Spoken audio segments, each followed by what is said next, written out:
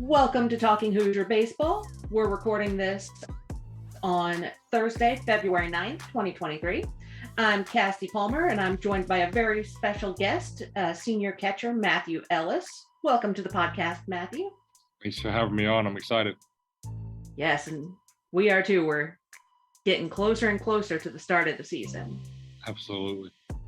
Thinking about the start of the season, so D1 Baseball's Burt Granger in March reported that the home run you hit last year at Clemson was 118.3 miles an hour off the bat, and that was the hardest hit fair ball in the history of the college baseball Trackman era. What does hitting a ball that hard feel like? That one obviously felt good. It's kind of funny. Today I was talking to one of our freshmen, AJ Shepard, about that ball specifically and kind of like what I felt. And I just told him it honestly felt just like, another normal ball that you kind of barreled up on the way to dinner that night. I believe Bobby Whalen told me that it was like 119 miles an hour or something like that.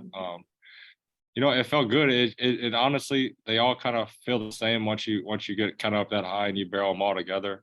We got quite a few guys that can run it up there pretty good exit velocity wise. So it's always fun to sit back and kind of watch some of those guys. Like look at Morgan Coffey, Devin Taylor, Tibbetts, same way. Those guys that can hit it that hard, it's kind of special to sit back and watch them do it. And then for me to kind of do it was pretty cool. It was a cool moment. And then I was there for the couple of big monsters at Missouri State, and those were in the. I was at IU when Schwarber was there, and those felt very similar to the ones that he was hitting. That's kind of funny. I had one today pretty similar to that one in Missouri State. Those are just a culmination of many things. Both obviously they're prepared and having a good swing, but also it takes the right environment.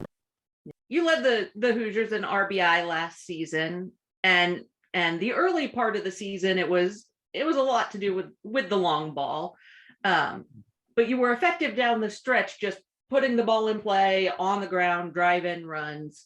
How did your hitting approach change over the course of the season?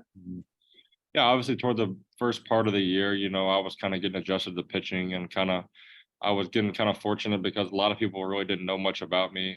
They were pretty much just kind of attacking me like they would attack any hitter. A lot of fastballs, getting advantage counts. You got good pitches to hit. Obviously, as the season went on, people kind of decided that I was pretty good at hitting fastballs, so I had to kind of have a change with them and kind of adapt. And toward the end of the year, I didn't finish the way I exactly wanted to. But there were still many productive things that happened. I learned a lot. I'm 1,000 times better and more prepared this year, obviously, learning all that I did last year. And, as you mentioned, I was able to cash in on a lot of RBIs. And that's also, obvious credit to the team and the guys in front of me. Obviously, I had a lot of very, very good hitters in front of me that were always on base and gave me an opportunity to hit, and score those runs. That was definitely a huge piece to it. It really is a testament to the lineup as a whole. So, yeah, that lineup was 1 through 9. There weren't many blank spaces in there. And the good thing about it is we got it all coming back this year. Oh yeah. And so, out of curiosity, what, if any, changes did you make to your swing when you first came over to Indiana? Well, when I first got here, it was kind of like a drastic change. I think when Weatherford and Mercer and Simmons and those guys, show recruits what they can do player development wise, I would probably say my video is probably up there pretty high, just from how bad it was when I first got here. And I thought I could really hit out of junior college, but when I got here, just some mechanical flaws. Obviously the first thing I'm sure people's heard is about how vertical my bat was. I wasn't, squaring a lot of stuff up. I wasn't able to use my power the way that I should have. So obviously we hit the drawing board straight from the beginning. Implemented the toe tap, started the bat on my shoulder, stuff like that. And as the year went on, we made small adjustments when they needed to be, where they needed to be made. And coming back this year, I think was such a great thing for me, just because I knew there was a lot of things that I wanted to work on and wanted to change that I probably wouldn't have gotten pro ball, but being with Mercer and Weatherford, and then being able to see my swing every single day and analyze each movement was huge. from the fall until now has been just as big of, a jump and a difference for me. About probably since we got back from Christmas break, I got in the cage with Mercer really early on, and we just worked on being loose. Same thing with Weatherford, Zach Weatherford. We've been working the same exact thing for probably the last like 6, 7, 8 weeks. So whenever since we gotten back, and I'm hitting the ball now better than I have my entire life, and I'm being super consistent, which is kind of the key. That's what we preach on, is being the same guy every day. So that's been a huge thing for me. Yeah, and you've been both catching and hitting against a mostly new group of pitchers since the fall.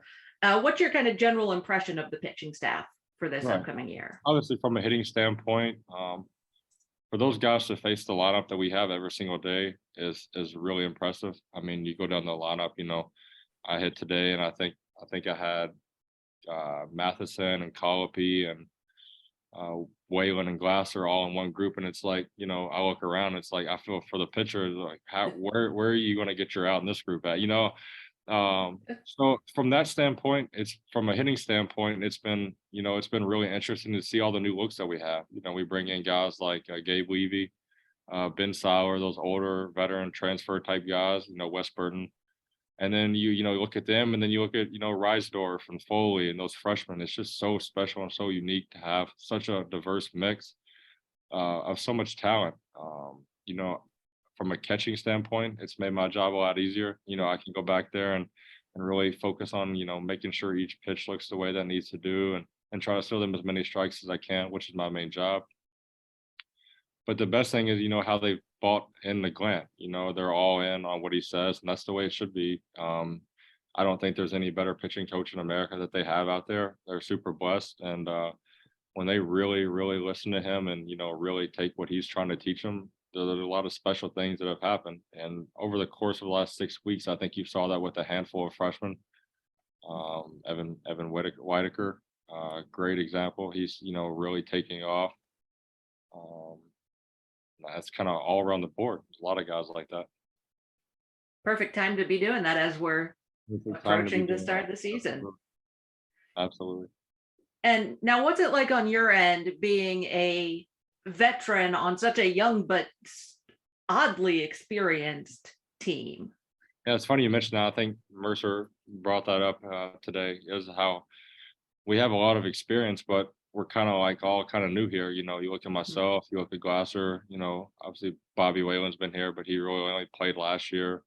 Colopy kind of the same way, Hunter Jesse the same way. So it's like we have older guys, but we're all kind of still in our second year, really. It's been fun. I had this similar question the other day, and you look around the field, and we don't have just one guy just leading the charge. It's really a team effort. We got 12, 15, even more, guys that step up every day and that become leaders, and that's a really unique thing as well. Any good team, that's how it should be. Obviously you have those older guys that have experience and can help those freshmen, but the freshmen can also have an input and really put their foot down and lead the program as well. And that's always a good thing to hear. We love hearing that it's very spread out. It's everyone's right. Absolutely. Everyone's involved. Absolutely. Compared to last year, it sounds like you guys have been able to get out on the field significantly more. How has that been, and how do you think that impacts going into opening weekend? It's been great. It's been a huge blessing. Last year, I think we were on the field a couple times. I remember only one time going out on the field and scrimmaging before we went to Clemson, which is kind of crazy to think about. We were in Mellencamp. This year we've been outside, knock on wood, every day that we've had the chance. It's a huge advantage just to get, see the ball fly, even throwing, obviously hitting. But the pitching is the same way. Once we're outside, we can really figure out what the guys, what they look like from both a hitting perspective as well as catching. It's a lot better to catch in an environment that you're going to be playing in. So that's been good. And then obviously defensively, an area where we've been working super hard, being able to get on the field every day and practice all the things that we've been implementing throughout the winter has been huge. And I know both are turf, and so that both Mellencamp and the Bart are both turf, but those are two very different kinds of Yeah, turf there. surfaces, absolutely. Do you have a game or a series you're most looking forward to this season? I mean, I would think the first one's a pretty cool one, a really unique setting, going down to Alabama and playing in the SEC and an SEC environment. I think I saw today that they've already sold out Friday and Saturday, I believe. That's a pretty cool thing to do. I know a lot of the young guys, it's a super cool experience for them to look back on in a few years and really, take great appreciation for all the great places they're going to go. Texas the same way, and East Carolina as well. They were a super regional team last year too. So just we're super blessed here. Mercer, he's had a track record of always playing in tough environments, and I think that's really unique. And that do you think that can be an advantage as you move into potential postseason play where you might Obviously, not be in a friendly place? right. Obviously, it's huge. If you want to do great things and accomplish, great things at the last month of the season when you want to be playing your best baseball, you're going to have to do it in a place other than your home stadium. And do you have any personal goals for the season, or are there any kind of team expectations going in? Yeah, personally, I just want to, be consistent every day, whether that's, catching, however many games a week and taking care of a pitching staff, which is, a top priority for me, or as well as the plate. I want to be a consistent hitter. I want the team to know what they're going to get from me every single day. They're going to know, they know that I'm going to be back behind the plate, in the fight with them, taking care of them. There will be nobody that will come to our pitching staff when I'm back there catching at the plate. I want to be because I want to hit the ball hard. That's my job, is hit the ball hard and make good things happen. Um, those are a couple personal goals, and obviously as a team, we've put in the work. We still have a lot of work to put in and continue that every single day. That's what makes it fun. I would say that our expectation is to win the Big Ten, but that should be the expectation in Indiana every single year. That's the thing that is here now, and I think it's know for sure it's going to stay. That's a really big thing for us. But like I said, they just don't hand those things out. They have to be earned, and that's what they play the season for.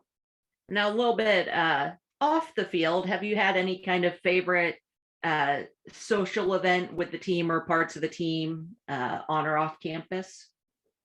Yeah, we kind of all just hang out in the fall when we have a little time. We just all like to get together and hang out together and watch sports games and have a good time. I mean, I think that's something that we do off the field. Personally, something I do off the field is I love to play pool. Uh, Okay.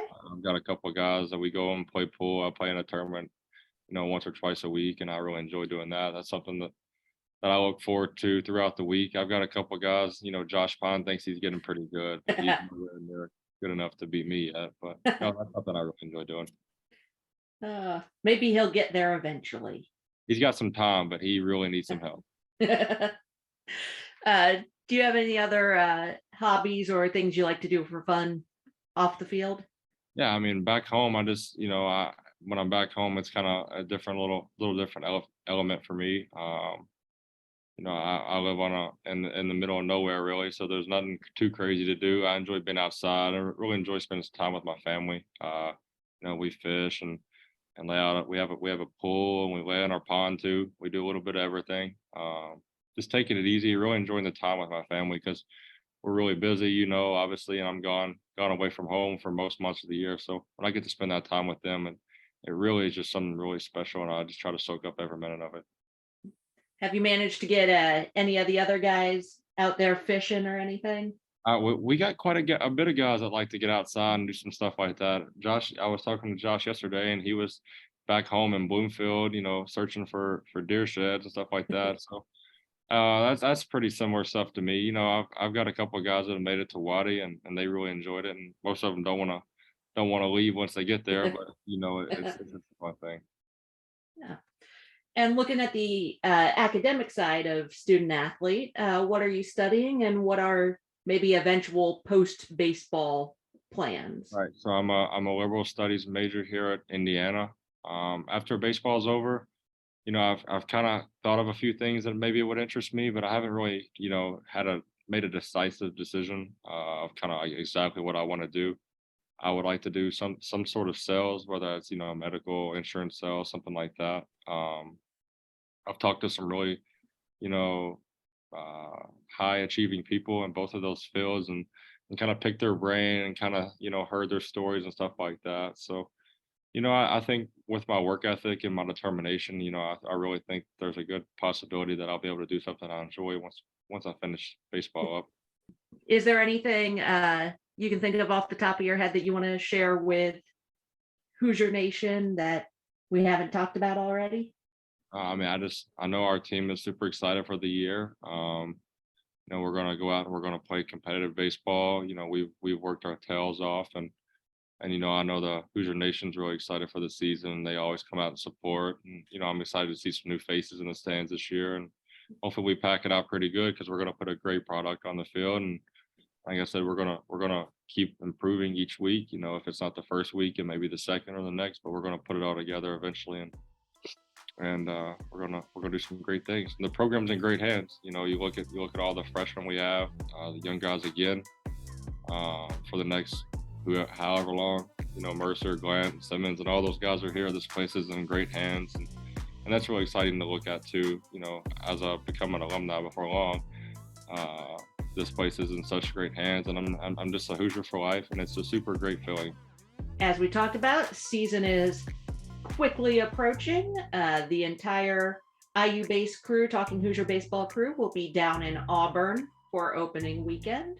So we are very excited to bring all the coverage for that. But that'll do it for today's special edition of Talking Hoosier baseball. Thanks to Matthew for joining tonight. And for the rest of the Talking Hoosier baseball crew, I'm Casty Palmer, and soon enough, we'll see y'all at the BART.